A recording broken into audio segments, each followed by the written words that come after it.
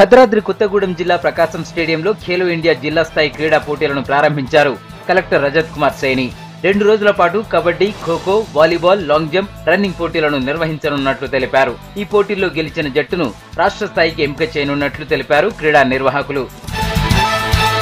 మెదక్ జిల్లా చిలిపిచేడు మండలం చిటుకుల గ్రామ శివారులోని శ్రీ చాముండేశ్వరి మాత ఆలయంలో చోరీ జరిగింది.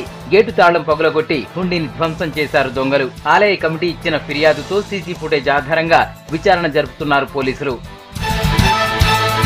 నిర్మల్ జిల్లా లంగ్డాపూర్ శివారులో ఎస్టీ బాలుర హాస్టల్లో విషాదం చోటు చేసుకుంది. హాస్టల్లో పరమేశ్వర్ అనే 10th క్లాస్ విద్యార్థి సూసైడ్ చేసుకున్నాడు. తన ఫ్రెండ్స్ తో ఇంటికి వెళ్తానని చెప్పిన పరమేశ్వర్ గదిలో ఉరివేసుకున్నాడు. పెద్దపల్లి జిల్లా రామగుండం ఏరియా 7 LEP బొగ్గు గనిపై జరిగిన గేట్ మీటింగ్ లో పాల్గొన్నారు ఎమ్మెల్యే కోరుకంటి చందర్. కార్మికులను కలిసి వారి సమస్యలు అడిగి తెలుసుకున్నారు. వాటిని కేసీఆర్ దృష్టికి తీసుకెళ్లి పరిష్కరించేందుకు కృషి చేస్తానన్నారు. సింగరేణి కార్మికులకు సీఎం కేసీఆర్ ఇచ్చిన హామీలన్నీ అమలు చేస్తున్నామన్నారు. పెద్దపల్లి జిల్లా బందంపల్లి దగ్గర అక్రమంగా తరలిస్తున్న రేషన్ బియ్యాన్ని పట్టుకున్నారు పోలీసులు.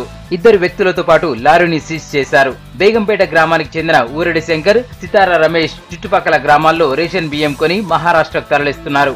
5,40,000 విలువైన 210 క్వింటాళ్ల బియ్యాన్ని పోలీసులు సీజ్ చేశారు. మంచిర్యాల జిల్లా బెల్లంపల్లిలో ఆశా వర్కర్లు ఆందోళన చేపట్టారు. 4 నెలలుగా వేతనాలు ఇవ్వడం లేదంటూ రాస్తారోకో చేశారు. వేరే జిల్లాల్లో జీతాలు ఇస్తున్నా తమ దగ్గర ఇవ్వట్లేదని ఆశా వర్కర్లు ఆరోపించారు. కలెక్టర్ వెంటనే స్పందించి జీతాలు ఇవ్వాలని కోరారు. కరీంనగర్ జిల్లాలో దారుణం జరిగింది. మానకొండూరు మండలం ఈదుల గట్టెపల్లి దగ్గర లారీ, కారు ఢీకొన్నాయి. దీంతో కారులో ఒక్కసారిగా మంటలు చెలరేగాయి. మంటల్లో కారు పూర్తిగా దగ్ధమైంది. మంటలు అంటుకోగానే కారులోని వ్యక్తులు కిందకు దూకడంతో వాళ్లకు ఎలాంటి హాని జరగలేదు. ప్రమాదంతో కరీంనగర్ హైవేపై కొద్దిసేపు ట్రాఫిక్ నిలిచిపోయింది.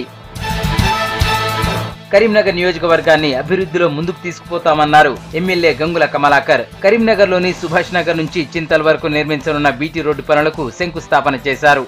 ఈ రోడ్డు పూర్తయితే ప్రధాన రహదారిపై రద్దీ తగ్గుతుందన్నారు.